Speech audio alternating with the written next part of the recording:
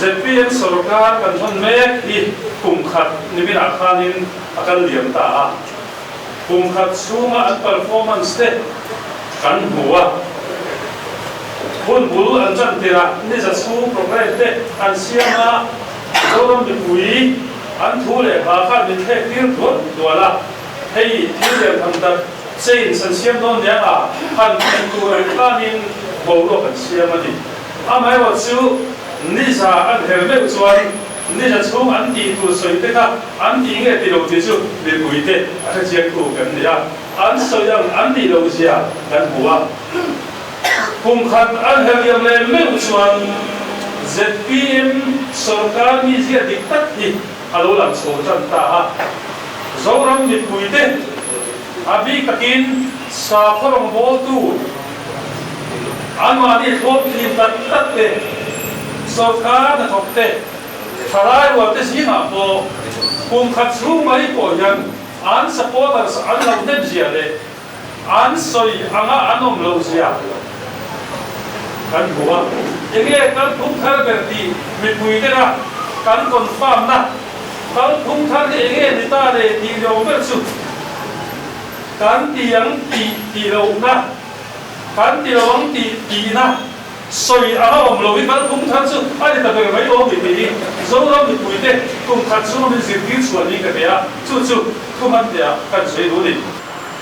ZPM sarkar William sarkar ZPM ka ikoyan ka thu soi hi he point chen khat ka soi te hi alo in em no na zoram mi puitan opposition ro ka de chama kan soi hi mi puitan ni ti sia an ngai tu na lo sen non ka wa democracy a chuan treasury sarkar ba oma opposition an in chen to na kong dik in ko huwa mi pui ta chatura thok ho kan ni chuwa cho kan ki na ta na kan soi ni kan sarkar in benalo ma tun ka boni chumi kan soi du ma sabera chuan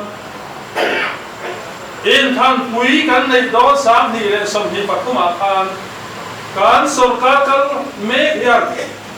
mi pui ko na ko pu ta hai thar chili so thi ai en mun pia le marsa te an lei tu thu le aman tu te an soyadi chutiang chuan mi pui ne na are thesa in chi ngam kan lei do ne an te ni ama chu sam ni som ni pathum kum to alo kala kum thati alo kal so le aba te sona chuti huna po chuan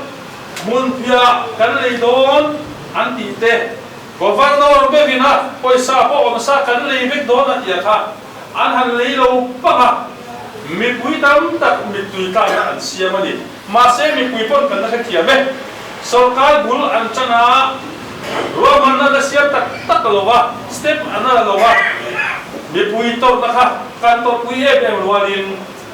re ma sa thiet ke na thui tak kan nei ni a ma e ro chu kum khat jet zot an sarkar ta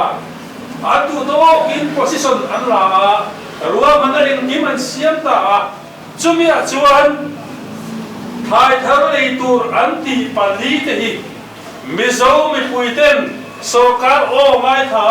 kun na thok tu ten na sataka an thai an to ka thile thau pola an kun na tho rang te hi anti troll kan hawa mi pui tha ba ta ki kan hau do ti kan soi du ni chumi ko ma chuan thil kai thoi na han siam le chota hun basa an soi khan mi pui thai thar khang chili so thim ai en mun phia le harsa te kha an lei dan tur an soya mi pui te na sa takin an laman hi pani ma se December ni ka ma sa lo ka an thupa sa chuan Mizoram Agriculture Marketing Board chu khom chuan so thing le ai eng le hun tu ta January chama me in kara chau an le tu thuan soya marcha le hun pia chu January chama mar kha chau in kara an le don han de ta ni a ma kha an soi lo thim the ba voin ne chan ku na thok tu te khal o an tuma lo thei lo na vai tu na hian kun toi te chungin kun na thok tu te hi an huai kholo do tani vo India ngai po kan sia khochak kam tu ma chuan so thing te po athar tan to matsa te po tar to subsidy pe ngai tu an so yang kha alo thar chho mek to ma se zanoi tam chun kan li do nan ki mere thei tak tak ten kun athok tu ten Christmas tholom tu te Christmas bazar tu tan te an nei chun anin ha la so thing an so tam to kesia chen so ma aya tom lo ba sak tum te voina chen som hin pa chen som thum ve ten thing ta ha lo thei lo na wangin January ha man to lo hem te pe sarkar he subsidy pe do lo mi nimin pia lo ka alli hun tu ran soi chok ti hi me pui te ke ta ka soi do ni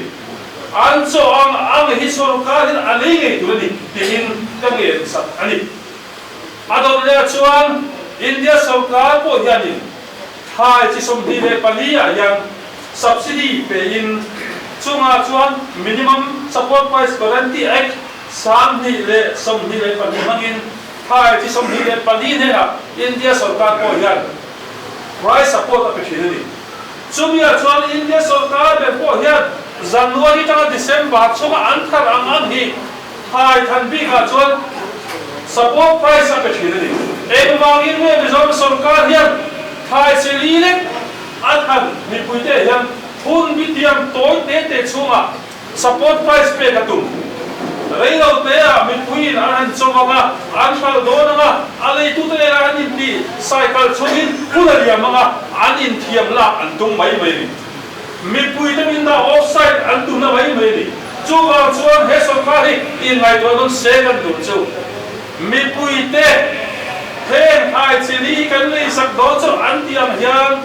hun bi tia bomlovin an tharang an hi lei turin opposition tlang twin kan ngen puini ti hi ka soi du ni adon le chuan tu na hian an soi dang an tha le mek pakata chu an lei na mun tu ra hi collection center bi ka chu an lei tu na soi le do ni am ma chuanin khotina lei tu langin primary society in an la kho mangan tia Mizoram ma hian collection center tam tak an siam lo zathaba an siam lo wa kho zaria chuang kan om chunga mi chu primary sector thing tang kho changa collection center ha an phur na tur transport subsidy pakhat ma lo man lo hi mi re thei te ku tha tok tu te pusit na ni voinia hian cheng som ma so thingan nei tum te mun phia cheng som le cheng za le an tum zong zong te hi anin kia bang nge hian primary society ya thing tang khatina hian le ro se collection center a khel an ma ni sum se na anin pur mai pura tun nuwa ro manan siam thar le hian mire thei kun na thok tu te ra ve na mire thei kun na thok tu te atua ma anra swal tum na ni ka kia chu ba kon he kan sarkar hian kun na thok lama hoi ani chuan Sani somdi le pandi kum to pachanga anra thar hi somdi le panga sowa het hun bitu omlo hin kun na thok tu tena an thar ang kan lei do price support kan pe do an tia hian tingai turin kan nge rin kan ku ani apa ni na tan chuan kan soi le du chu kon dam de le pui le ko chu chan a soi le do ni ai kan sarkar bun me ki makhop mai ral tur ti ral tur sarkar masai aset asiam hi an mai tu na sa em mai de koi tha khop mai sarkar bul an chang te changin kan le pui airport kalan tum te kan ZMC kalan tum te pura phei chuan sartam to this not area zong zong kalan tuma tin kan small hydro project zong zong kalan tuma akal thei ang ti kalan tum an ki na tang adana ni mai ti amai ro chu thil dang angai to lai ko hei pi khi chu ngen du soi du kan nei le voinia emre party a ko kan ho tu pa be ko na soi non kan du na chu le pui airport mizo ina kan ro luta kan nampa kan father president pula de na ngai tu la ro man na pula chan Congress ministry in alo tinatala ke an pen phasap na le an kut kha na puzoram thanga hoa pheyam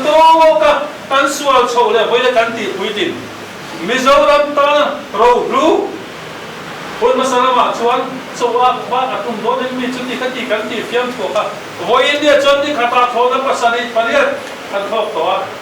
khua ji sa khan sanga ta sam ni chuang kan airport a khon ali sul pe to ni Mizo ten kan lo ma mo a dam lo tan sum dom tan zero tan tong en team official duty pe lama khu airport kan ram kan nam ro lu voi india kan sarkari Thal tura ngai tura mangal na mai hi voi in en non turin kan sarkar ka ngena ni voi dia kala tu na te hi hang ngai to chenga Airport Authority of India AAI te adani te ne ra kal atuma apek tu lai khachuan uluk takin kan lo thira government condition activity ya ma ko sarkar ya kal pui the lo ro point hatia ang civil authority ya thira hijo asia sam de lo mo le kan lo ni ma se wo India Air Force sipai nera kan rampek antuma inbun he tiran tum hian he sarkar ngai to chian ro sikatiani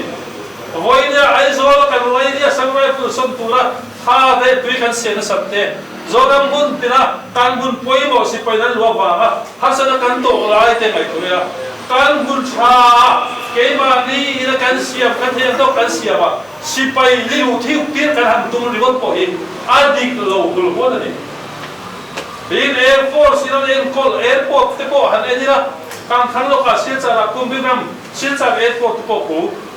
Army enkol Air Force enkol ni ba khan enge po India din bul notice airport a chapola ni em an ni reng lo acham tam ti thok lo ni silchar airport a bi pui han san na ber cho sipai in ti thulu to ba ma thona thok le boina Atsagan exercise an la mipui hasana tok hidani voi India chuan kan sarkar hem khomai takin hei hi mai ko sem mipui ai wa opposition party cham kan ni lo all NGO central way be kai ko all NGO point kan chief minister ko ha buto he airport hi Indian Air Force ne na chalo ram ro kan ram ro kan su an hi hei kan sarkar hian akal wi ni ngai chuan emene chan na so in mi pui thama hoda kan pen dong ti hi a sai non buni ador le ka sai le du chu pon dam de ka sai la tu na ya kan sarkar kan chho hun bul ni za chu ti turan sai chowa an ti chokhan emene ministry in thil tha tak kan ran ta na alo ti Chalai na zong lai te ta na all sam zo ka da kan la ka fel fai zo ka da te turin MSSB kan siama ama jan ni za chuwa an na tho turan soya kan ka MSSB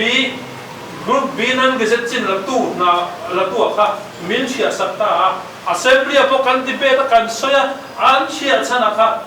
kan ram chalai ten ma khuwa ga yo bang ne win MLA win Eram tan thil sa kanti political revenge sabang kim jam min chia sakani ama chu an soya mi pui te ne la an thila chu he MSSB kan chia kana MPSC kan thuam chak don MPSC chak zokin kan thuam don an tia house apo kan debate ani ama yo chu to pa chuan abang tam zok an nia enang o MSSB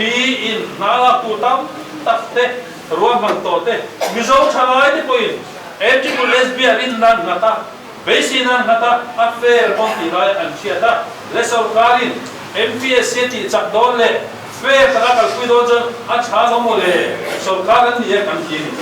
ma se kan voi sarkar su ru na mo tun nai ri mo da po yan kan MPSC aba min hiu na sa he sarkar hian MPSC cho thuam chakta em kan MPSC cho win ne het enge din hun kan chalai le ka thiam rual te thi thau pula na zombe te an be do an rum oi koi ri MLA kan chalai te khaba hau turin kan pen dom ti ka sei du ni ka che ta MPSC chu constitutional body ania article zathum som pangale zathum som ni le pathum in kara Indian Constitution pa som le pali na ina thu nei na pek big chunga min a thu nei na free and fair na la a tu na boi pui tu ani la in vo India hian kan sarkar ai no thuk kan tuk nge vo India kan MPSC hian hasana abatok na sa tabe halui mai di som ni pasari November la entomologist post khat gazetted officer Health and Family Welfare Department noya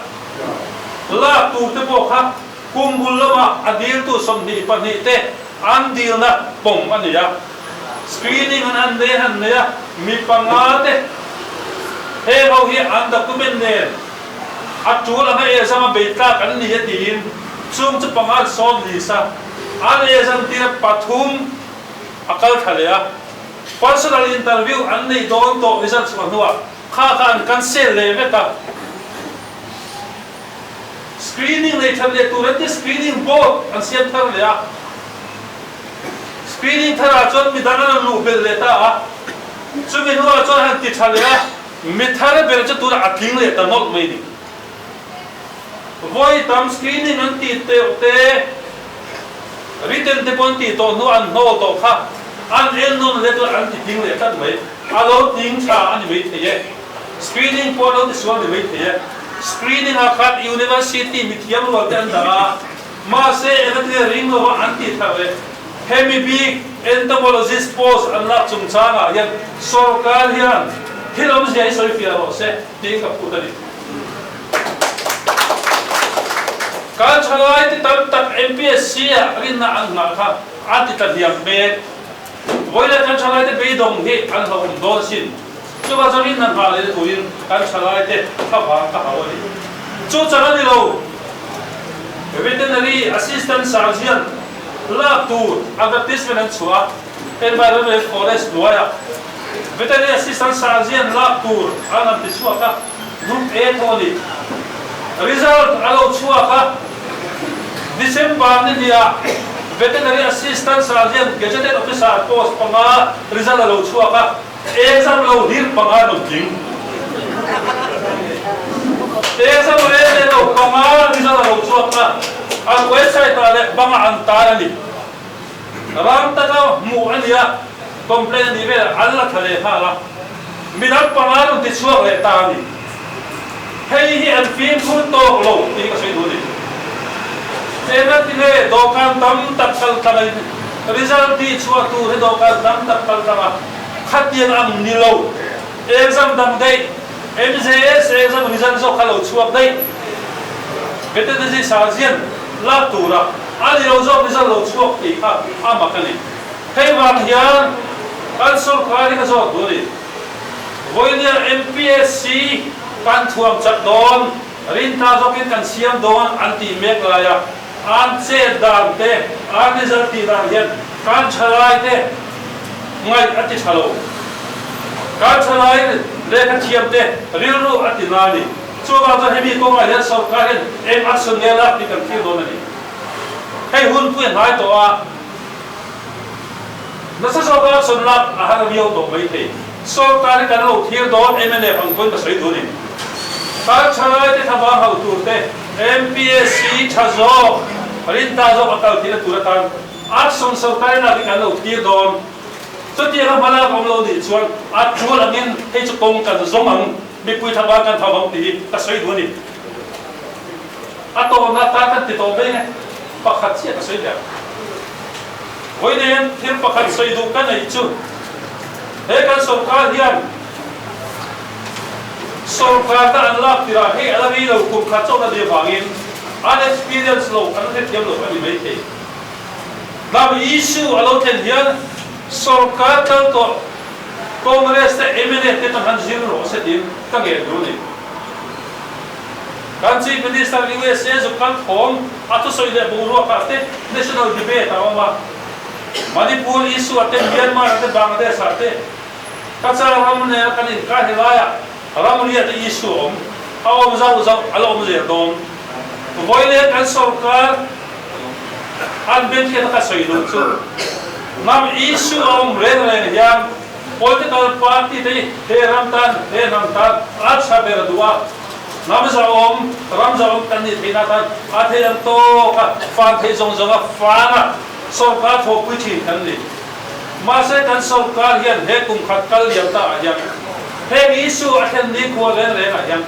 all party mo all NGO meeting ako ngai len len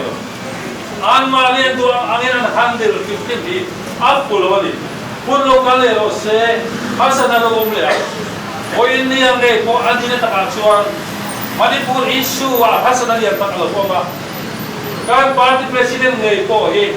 national media ta interview an cha he sarkar kan du khaplo nan ni mo kan hil dan mo soipo kan cha ke ngai po leader of opposition kan yagin national media pa melo withdraw thi soi ve kan cha a mai ho chu na issue a chuan uya kwan kan ti thina bangin kan issue phang pha khoi pat pho ma sarkar ko kan be ngai lo acha chu nam zom ni kan du pa kan hoi ni heti ngan kal zela an ma len solo ngai chuan opposition party te hian